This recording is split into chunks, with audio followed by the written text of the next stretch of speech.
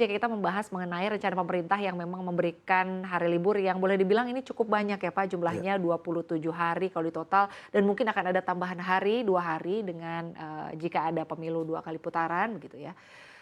Kalau dari sektor pariwisata, perhotelan gitu, akan seperti apa nih, menanggapi sikap dan juga kebijakan dari pemerintah yang memang menambah jumlah libur buat kita semua? Tentunya ini kabar baik ya Pak ya? Jadi begini, kita ngelihat dari pengumuman pemerintah tuh ada dua hal sebenarnya. Pertama adalah libur nasional, yang kedua adalah cuti bersama. Ya, Nah, 27 hari itu adalah total antara libur nasional dan cuti bersama. Kalau kita perhatikan di libur nasional mungkin tidak terlalu ada perubahan ya, masih tetap sama libur nasionalnya. Namun di cuti bersama itu kuncinya yang menambah jadi banyak tambahan cuti bersama itu. Nah, kalau di kami di sektor di sektor akomodasi atau dan restoran itu kita melihatnya di cuti lebaran. Karena pergerakan domestik itu yang terbesar itu adalah pada saat libur lebaran.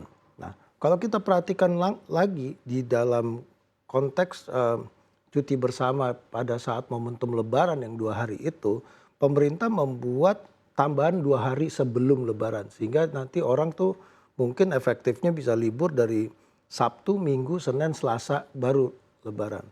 Nah, kami di industri akomodasi dan restoran umumnya ya mayoritas pada pergerakan lebaran tersebut kita baru ada impact-nya itu secara nasional umumnya itu di lebaran kedua. Jadi kalau dia mundur H-2, H-3 itu belum ada impact. Saya yakin itu alasan pemerintah hanya untuk mengurai kemacetan pada saat orang pergi mudik. Justru di atas H+2, hari kedua dan seterusnya itu yang mereka biasanya masih dalam koridor lebaran gitu, liburan.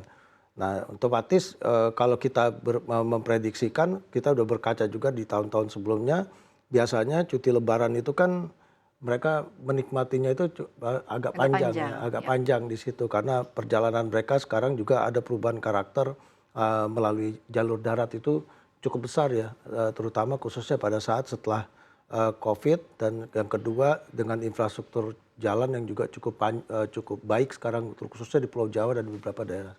Baik, Pak, kalau kita melihat gitu ya, Pak, sebetulnya ini dengan libur yang relatif boleh dibilang cukup panjang ya, 27, kemungkinan pas 2 begitu ya. Ada upaya juga dari pemerintah mungkin untuk terus mendongkrak sektor pariwisata agar semakin hidup lagi ya, Pak ya. Khususnya mungkin restoran dan juga perhotelan. Dari sisi okupansi diharapkan juga meningkat dan ini tentunya dampaknya harapannya adalah ke pertumbuhan ekonomi. Nah, kalau dari kacamata Bapak sendiri ya melihatnya akan seberapa besar proyeksinya atau mungkin targetnya kenaikannya akan ada di angka berapa persen Pak untuk, perhotelan dan juga restoran di tahun 2024? Ya, untuk ini juga saya akan menjawab ada dua perspektif ya. Kita di hotel dan restoran itu kita terbagi-bagi wilayah tergantung segmen marketnya. Ya, Pada saat libur-libur yang jarak pendek itu kalau kita melihat dari pergerakan domestik yang tidak diuntungkan pada saat libur atau cuti bersama itu adalah daerah-daerah yang merupakan pusat kegiatan pemerintah seperti Jakarta atau daerah-daerah seperti kota-kota besar ya Makassar itu belum tentu mereka mendapat impact yang besar di situ.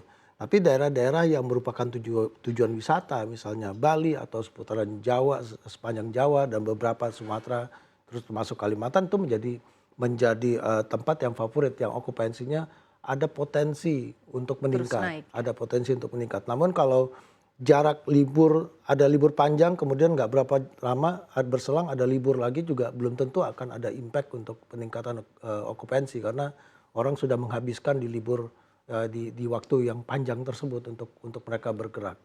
Kalau kita lihat perhatikan potensi peningkatan untuk daerah-daerah yang tidak termasuk daerah Destinasi yang segmen favorit ya? marketnya kegiatan pemerintahnya besar, itu peningkatannya bisa antara 10 sampai 15% bisa terjadi. Tapi itu merupakan pergerakan domestik ya, antar lintas provinsi umumnya yang terjadi.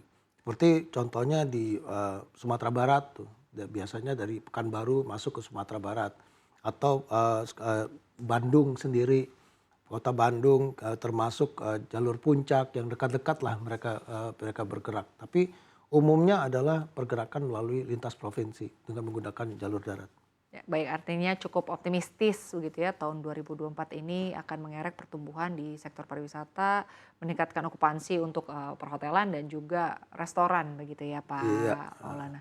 Tahun depan itu kan juga ada tahun politik ya Pak ya. iya. Nah, kalau dari Anda sendiri untuk mungkin okupansi perhotelan atau sebetulnya secara umum lah gambarannya, apakah ini juga akan mampu mendorong Pak, artinya pendapatan atau pemasukan dari perhotelan? Kita tahu kan pasti nanti akan banyak dipergunakan begitu ya untuk ruang-ruang meeting gitu. Nah, apakah ini juga akan terjadi peningkatan yang cukup signifikan?